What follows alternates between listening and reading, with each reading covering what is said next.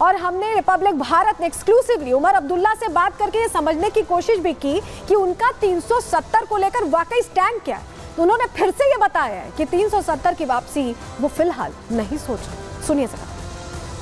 फिलहाल तो हमने जम्मू कश्मीर के लोगों को धोखे में नहीं रखा है। ये उम्मीद करना कि जिन लोगों ने हमसे लिया है वही लोग वापस करेंगे, वो बेवकूफ़ी है। हमें इस हुकूमत से उम्मीद नहीं है कि 370 हमें इनके ज़रिए वापस आएगा, लेकिन मुद्दा ज़िंदा रखना वो हमारी जिम्मेदारी है, वो हम करेंगे। सर, स्टेटहुड का जो मुद्दा है वो लगातार आप उठाते रहे हैं, उसको लेकर क्या कहना चाहेंगे? हमें रियासत का दर्जा वापस मिलना चाहिए। जब माननीय प्रधानमंत्री जी ने बार बार ये कहा है कि जम्मू कश्मीर को इलेक्शन के बाद रियासत का दर्जा मिलेगा, और बीजेपी ने भी हमेशा कहा है कि ये 3 कदमों में होगा, डिलिमिटेशन, इलेक्शन, स्टेटहुड। 2 कदम हो गए, डिलिमिटेशन, स्टेट इलेक्शन खत्म, अब स्टेटहुड।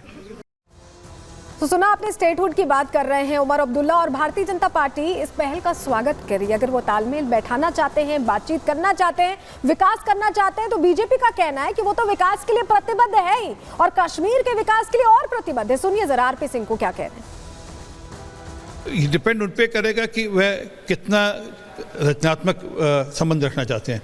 हम तो चाहते हैं कि जम्मू कश्मीर 2047 तक देश के अग्रणीय राज्यों में हो। जो विकसित भारत का सपना प्रधानमंत्री मोदी जी का है, उसमें जम्मू कश्मीर भी उसका हिस्सा हो, और जो नया कश्मीर का सपना मोदी जी का है उसमें वह हिस्सेदारी डालें, उसमें हिस्सा बने, और कश्मीर के अंदर जो समस्याएं उसको हल करने के लिए हम तो पूरी तरह तैयार हैं। और पिछले 5-6 साल में लगातार प्रधानमंत्री मोदी जी ने, अमित शाह जी ने कोशिश कर वहाँ पर पुल, IIT, IIM, एम्स, ये सब की सब सुविधाएं, स्कूल, कॉलेजेस भरपूर दिए हैं, सड़कों का जाल बनाया है। उसको और कैसे बेहतर करना है वह बताएं, परंतु एक बात ध्यान में रखें, देश के संविधान को ध्यान में रखते हुए जो काम करेंगे उसमें पूरा सहयोग उनको मिलेगा। तो यहाँ देखिए आप, उमर अब्दुल्ला की बोली बदल गई है भारतीय जनता पार्टी के लिए, दिल्ली के लिए। लेकिन कांग्रेस का क्या हाल है, जो साथ में सहयोगी बनकर चुनाव लड़ रही थी, जिसे सोच रही थी कांग्रेस की उनके जरिए नैया पार हो जाएगी, वो नैया तो डूब गई।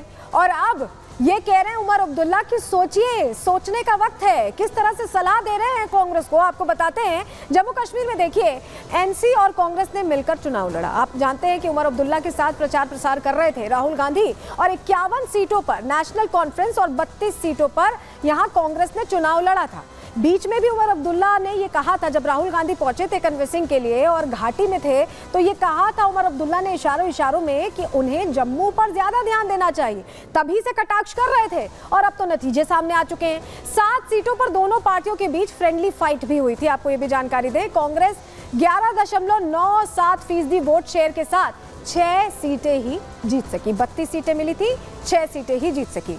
कांग्रेस को मिली सीटों पर पार्टी मैजिक नहीं दिखा पाई, लोगों को अपने तरफ नहीं खींच पाई, और राहुल गांधी के नेतृत्व में ही पार्टी ने ये चुनाव लड़ा, और इसमें भी कोई सफलता नहीं मिली। नतीजे के बाद उमर ने कांग्रेस नेतृत्व को ये नसीहत दी, ये सुझाव दिया, और कहा कि हरियाणा में हार के बाद अब मंथन करना चाहिए। ये सलाह दे दी गई है उमर अब्दुल्ला की तरफ से सहयोगी कांग्रेस को, जहां आपको बताएं कि इसको लेकर बहुत कुछ सोच रहे थे राहुल गांधी की तस्वीर हरियाणा में भी बदल जाएगी, लेकिन वहां भी खाली हाथ रह गए और यहां पर भी खाली हाथ रह गए। लेकिन आपको बताएं कि प्रधानमंत्री नरेंद्र मोदी ने भी ये नसीहत कांग्रेस को दी है, कल ही दी। सुनिए जरा। जो लोग मतलब अपनी कपड़े तैयार करके राजभवन का जो है रास्ता नाप रहे थे, वो कांग्रेस नफरत फैलाने की सबसे बड़ी फैक्ट्री बनने वाली है। ये गांधी जी ने आजादी के बाद ही समझ लिया था।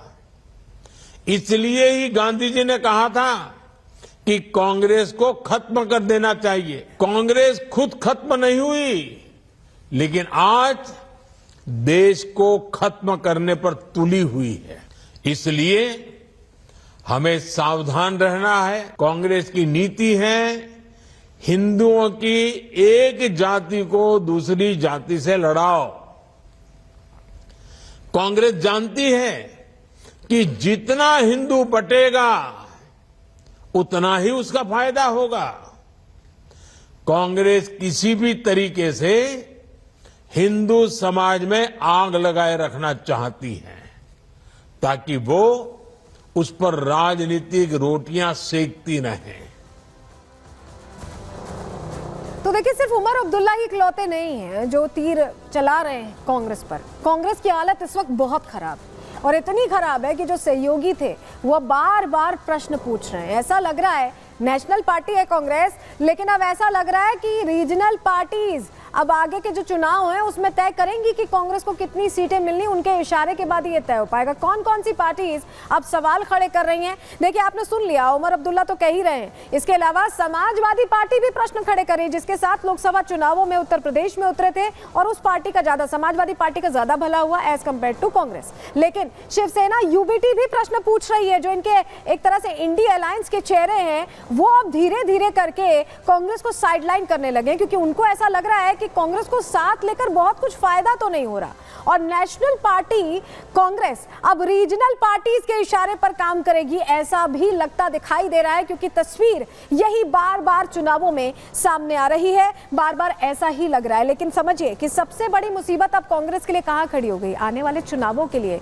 क्योंकि आप समझिए कि दिल्ली में चुनाव है, महाराष्ट्र में चुनाव है, इसके अलावा आपको बताएं झारखंड में चुनाव है, और सब जगह जो साथी हैं धीरे धीरे ऐसा लग रहा है कि अब कांग्रेस से मुंह मोड़ते दिखाई दे रहे हैं। रिपोर्ट आपको दिखाते हैं।